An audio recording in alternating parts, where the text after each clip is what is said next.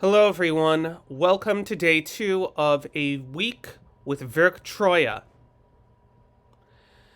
This particular video is going to be a review of Nikil Hogan's interview of Lydia Goehr on Werktreue from the perspective of a composer-performer. The original video is a little under 7 minutes long. I will post a link to the video in the comments. One of the first things that Lydia brings up is through composed works, especially with someone like Beethoven, and also being true to the work in the performance.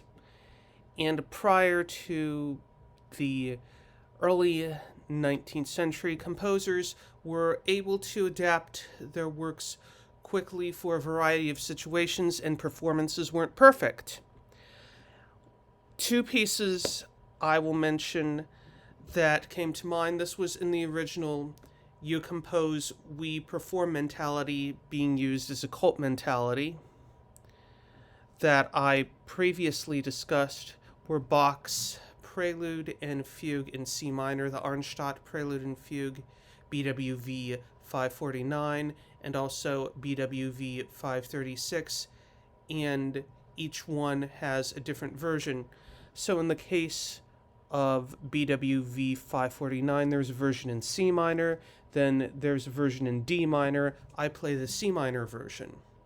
In the case of BWV 536, there's one version where the fugue is in 3/4, and then one version where the fugue is in 3/8. I play the version where the fugue is in 3/4. By the 1800s, because printing had become more easier to do at the same time,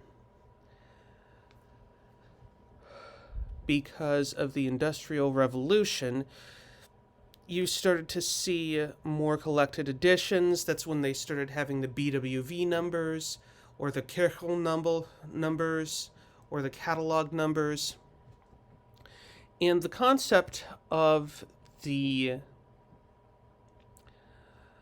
catalog numbers is a post-19th century concept. The essay she is best known for, Lydia is best known for, is The Imaginary Museum of Musical Works. I will put a link to it in the comments. One of the things she talks about in this interview with Nikil is the concept of institutional norms. So at the time of the 19th century, there were new forms of authority, power, and imprisonment in terms of concert halls. This is what she's talking about in the context of institutional norms. One thing that I should mention that she brought up is in the 1980s, there was a big sense of questioning the historicity of Werktreue, and at the same time, there was a reaction towards established trends of atonality and serialism in 12-tone music when there was this questioning towards Werktreue. So also questioning music like 12-tone music or total serialism. I should mention that Lydia says this is from a postmodern perspective. I will tell you right away, I am not a postmodernist at all. What I want to say is that in terms of the Werktreue and the atonality and the total serialism, those are new developments.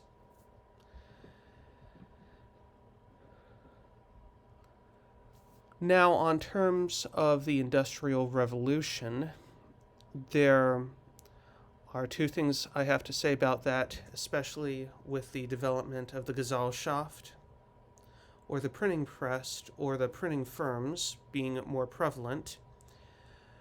The good thing is that more people had access to the scores.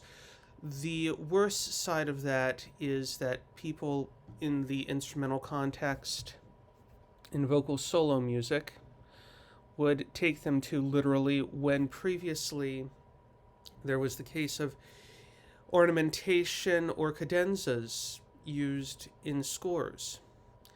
And as a composer performer who has performed Baroque music, I actually will improvise my own cadenzas and have been asked to compose them. There's a video of me performing Georg Böhm's Preludium in D minor. I will put a link to it in the comments section, where I am improvising cadenzas in specific portions. And I also should state right away that in the case of tonal or modal music, there is more room in there as opposed to a 12-tone piece for improvisation or cadenzas or obbligati. One thing that came to mind right away for me as an organist composer is what I refer to as registrational Werktreue.